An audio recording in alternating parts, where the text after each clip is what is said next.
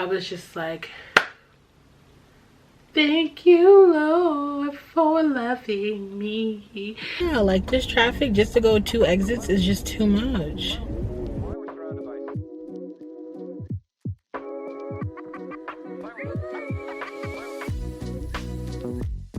Hey vlog. Hey y'all, welcome back to my channel. And today I feel sick. I don't know what's going on. I was fine and all of a sudden I'm like but today we are going to be talking about how I sold my first house. Future Jazzy here. I'm editing the video and I'm like, I know y'all don't even watch all my video, the whole video. Y'all never watched my whole video, so I'm just gonna put what I learned at the beginning of the video versus the end, so you guys at least know the stuff I learned. And like and comment and subscribe. Thanks. I'm working hard trying to get my subscribers up, and I'm sick and I'm consistent. Okay, enjoy the video. The lessons that I learned is to never give up. Always establish a relationship with the other agent. Always make sure you keep your options open. If you don't get an offer, ask to be the backup offer. And allow your client to take their time, because if you pressure your client into making a decision, they're number one going to regret the decision that they made. If they do, they're going to be upset with you for pushing them, or they're going to completely walk away and not trust you anymore. So me and Jack Daniels is partners for life, because he gonna buy some more investment properties through me. So it's just like, make sure that you're always putting your client first and their needs first. And even if that means that you have to like finagle, I don't want to say finagle, but even if you have to allow the other sides to know, like, hey, we need a couple days, we're still trying to figure it out, do that. Because at the end of the day, this is about you and your client, and you have to fight for your client. First house. And if you haven't already, please like, comment, and subscribe to your girl, Jazzy the Realtor, your dedicated agent. So, I officially sold my first house this year. I can't remember the dates because they were like back to back to each other. So one was it was August 10th, and then the other one was August 12th. We're going to talk about my first actual official sold date house. So in this story, we're going to, so there's a few names I have to give out. So one, I'm gonna name my client Jack Daniels, only because his last name is like another type of liquor.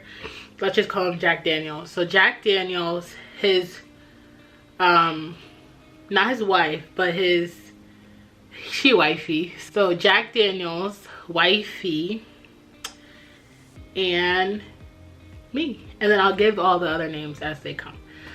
So this is right after I had this whole sad phase with the other client that you guys probably all know about, how I was gonna have that $10,000 commission, and I took the week off. Like, not the whole week, but like Monday through Thursday I didn't do much of anything.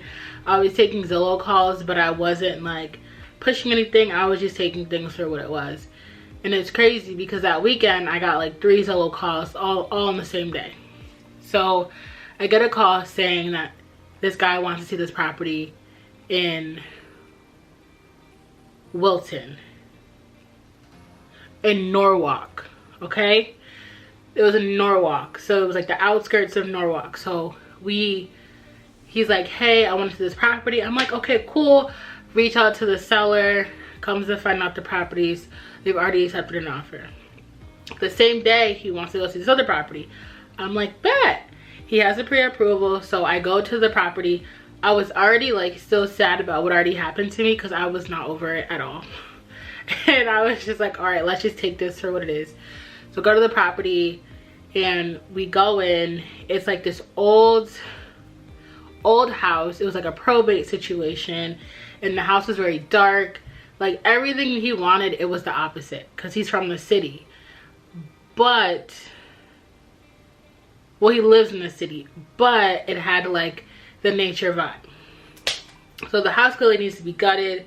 needs to be totally redone, needs to create an open floor plan, the whole bit, new windows, whole property needs to be redone. But it was exclusive, isolated, whatever you want to call it. It was by itself, like it was a vibe, and it had mad trees, like it was a vibe. Excuse me. So the property was like, nah, it wasn't it. It was, but we still put an offer in because they wanted, if they got the bid, they were willing to buy it. So they put the asking price way under, and I knew the property that what they put it on the market for, it wasn't really worth it, but at least we tried. So we knew this property wasn't it, right? So after that, we go see, I think, one more property, and the story is about this property here, the one I'm gonna tell you about.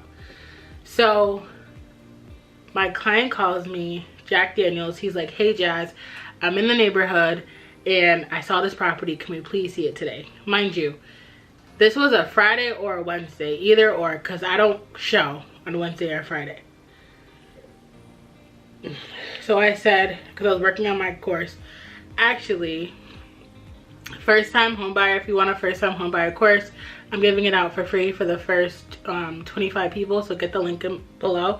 It's gonna launch next Monday. Little promo. Anyways, so I was working on my course and I was like, yeah, I don't know. He's like, Jazz, please, I really want to see this property. So I said, okay, Jack Daniels, I'm on my way. So I'll be there in an hour.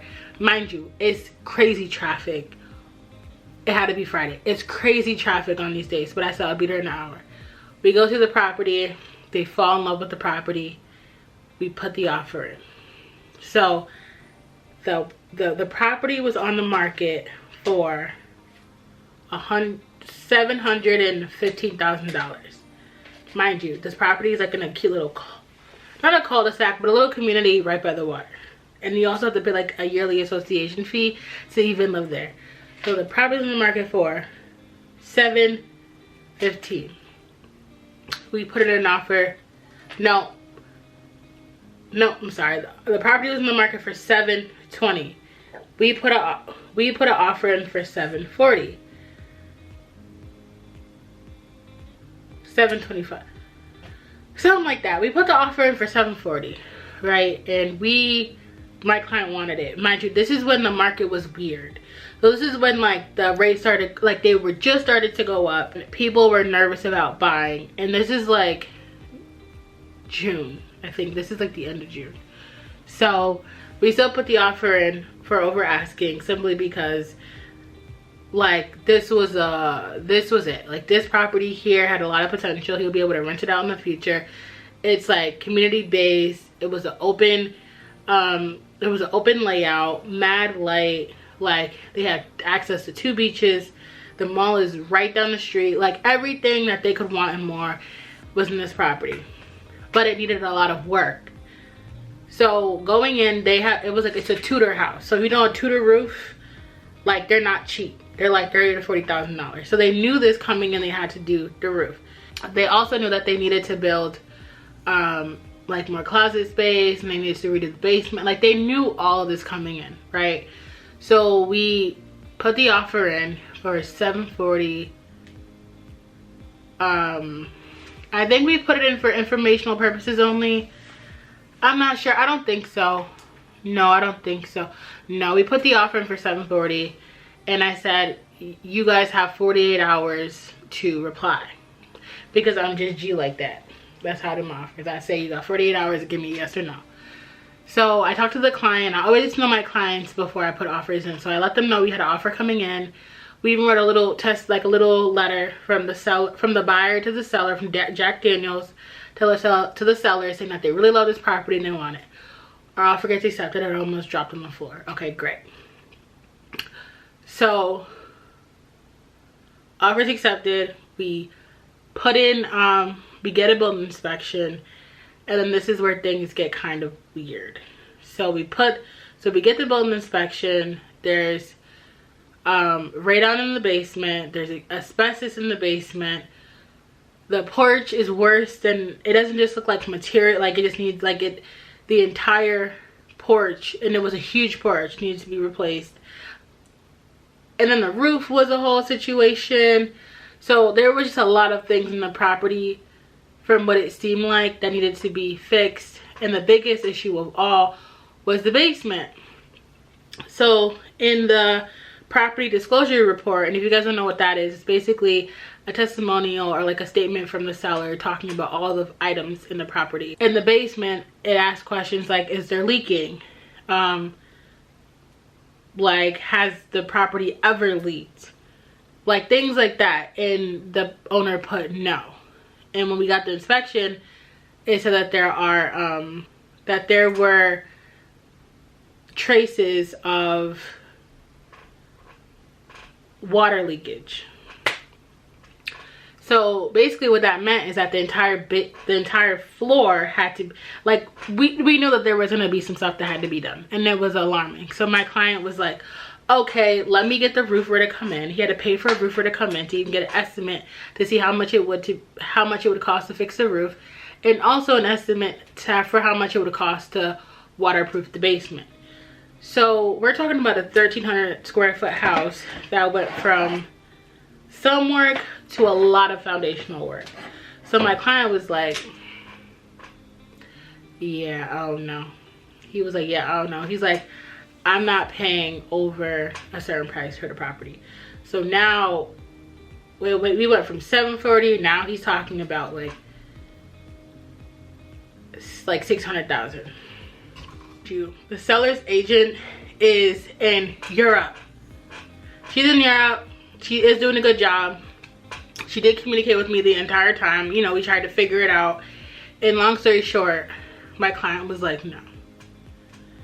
They put the property back on the market. The property doesn't sell. And we see it back on the market. But in the meantime, we found a new house. So now we're in negotiation with this new house. So this is the final day that my client needs to make a decision on this new house. Mind you, this house needed its own set of work, and it had its own set of issues, but it was in the same town as their family. So they were like, cool, you know, like they'll take it. And it was a 2-family. It was a tight 2-family, but it was a 2-family. So the day that we're supposed to make a decision for this new property, the other property, that lady calls me. The agent calls me. She's like, Jasmine, we want you guys to buy the property. Let's work together. So now we have 2 properties to figure out. Both agents need an answer. And I was just stuck in the middle. And I was just like, I don't know what to do. And there's really nothing for me to do. But I advised my client, and the 2 options that he made, he would have walked away happy. And he would have walked away benefiting. But it had to be his choice. Because you can't really compare a 2-family to a 1-family. It's 2 entirely different situations. And it all depends on what he wanted. So he was just like, I don't know. And wifey was like taking care of the baby, because they did have a 1-month-old baby at the time. At this point, the baby was like 2 or 3 months, because we was kind of going back and forth. So it was just like, it was insane. So after going back and forth with negotiations, we finally agreed to go with the house that they decided to buy. The Tudor house. So we go with the Tudor house. Now we're trying to negotiate to get the price down. So we are about to fall out of another purchase agreement again, like another offer again. My client was like, I'm not paying over a dime over this amount, and that's it. That's final. So I was like, well, just think about it. Give us some time, some thought. And mind you, I'm trying to like satisfy the client, like the agent. I'm like, wait, like we need a little bit of time. And they like, Jasmine, hurry up, hurry up, hurry up. And I'm like, I don't know. Stressful. My client goes, I have to give this to my wife. This is too much for me, because he had to go back to work. Because mind you, he's on leave for the baby. So the wife, you know, wifey helps him make a decision. Jack Daniels calls me and says, we're going to go through it, where we will agree to this price. I was just like, thank you, Lord, for loving me.